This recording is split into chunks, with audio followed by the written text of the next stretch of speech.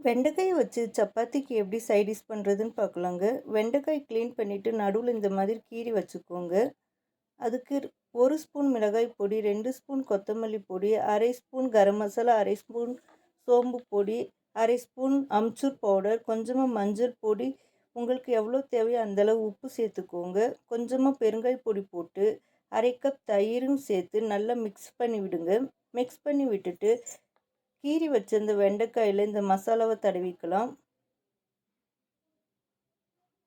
எல்லா வெண்டைக்காயிலையும் இந்த மாதிரி தடவி வச்சுட்டு ஒரு பேனில் எண்ணெயை சூடு பண்ணிவிட்டு இந்த வெண்டைக்காய் எல்லாத்தையும் மொத்தமாக போட்டுருங்க. போட்டு மூடி போட்டு வேக வைங்க.